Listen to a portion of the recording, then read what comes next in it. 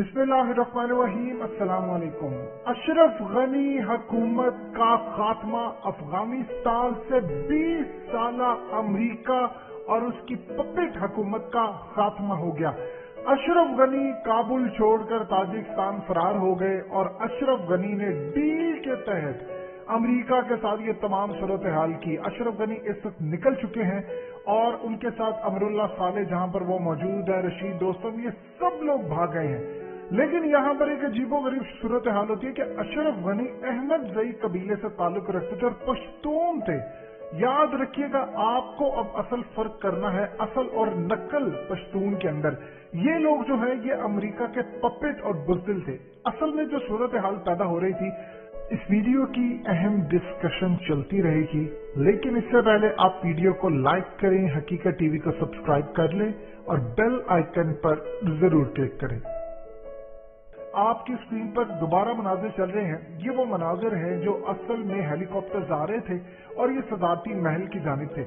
मामला ये थे कि अशरफ गनी निकल नहीं रहा था। अमेरिका ने कहा कि अशरफ गनी को कि अगर तुम यहां से अब नहीं निकलते तो जिंदा वापस नहीं अब जाओगे, या फिर सदारती महल के अंदर हम तुम्हें अफगान तालिबान के रहमो करम पर छोड़ देंगे, या अगर हमने तुम्हारी अशोरिटी वापस ले ली तो फिर तुम्हारे जहाज को मार दिया जाएगा। इस वक्त अफगान तालिबान का पूरा जो डेलीगेशन था वो अशरफ गनी के साथ राब्ते में था, अमेरिका के साथ राब्ते में था और इसमें पाकिस्तान भी राब्ते में था। ये भी आप ध्यान में रखिएगा, पाकिस्तान भी राब्ते में था। अमेरिका पाकिस्तान के जरिए तमाम मामला अफगान तालिबान के साथ कुछ खुद डायरेक्टली तय कर रहा था, कुछ में पाकिस्तान इन्वॉल्व था और बहुत सारी सूरत हाल में रशिया और चाइना भी इन्वॉल्व था।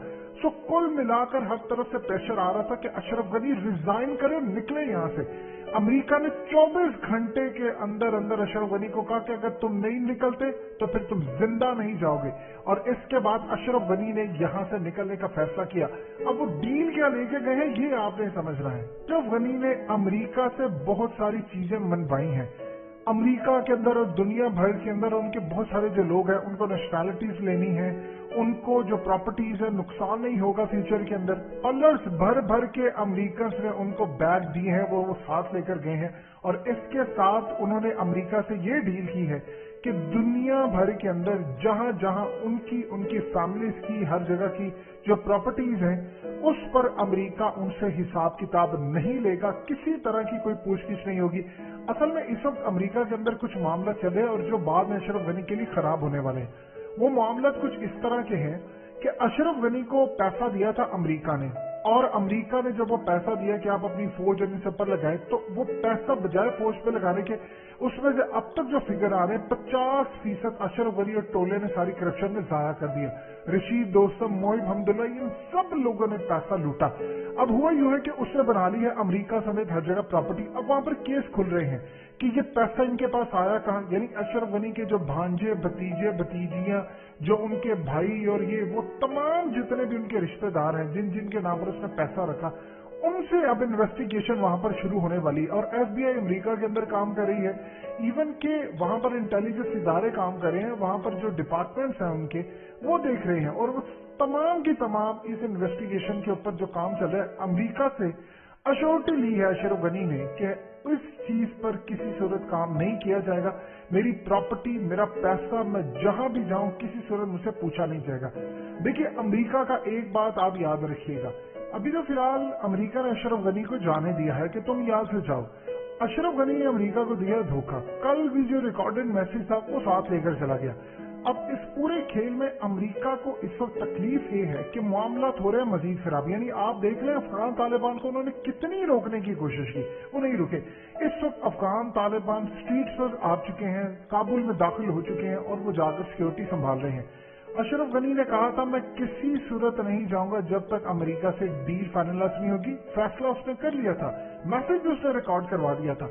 अब पीछे जो प्रेशर आ रहा था उसमें इंडिया से सबसे बड़ी डेवलपमेंट आई है कि अशरफ गनी ने इंडिया पूछा कि अगर वो इंडिया आए तो क्या उनको रखा जाएगा।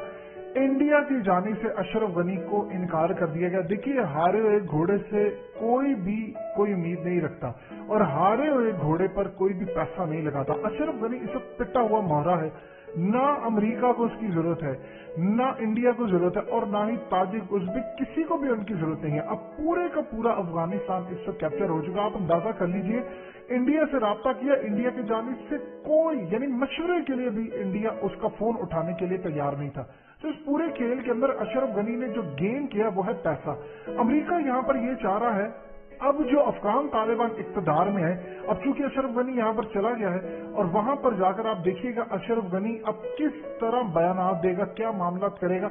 अमेरिका ने अशरफ गनी के साथ जो डील फाइनलाइज की है उसमें ये चीज शामिल है कि अशरफ गनी जाकर अपना मुंह नहीं खोलेगा, यानी कोई ऐसी बात नहीं होगी क्योंकि वो अमेरिका के खिलाफ है। इस बदले में अशरफ गनी को ये तमाम फैसिलिटीज दी गई हैं। अगर अशरफ गनी जाकर कहता है कि अमेरिका यहाँ से शिकस्त खाकर गया, अमेरिका ने ये किया, अमेरिका ने वो किया, तो इनके लिए मामला खराब होंगे।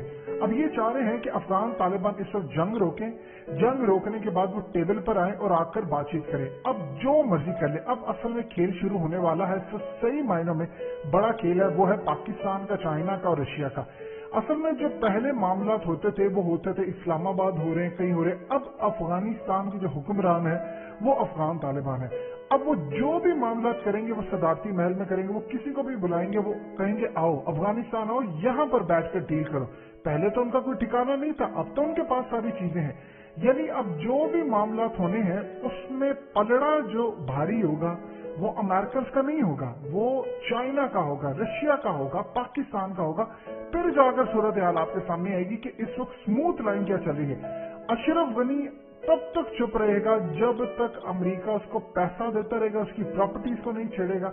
और अमेरिका के लिए अशरफ गनी को निकाल कर कोई ऐसी सूरत हाल पैदा करना है जहां पर आपको ये खबर मिले कि अशरफ गनी कज़ाए इलाही से दुनिया से रुखसत हो गए हैं और अशरफ गनी को तबई मामला उनके साथ हुआ है। अमेरिका ये अब चाहता, उसकी रीजन क्या है?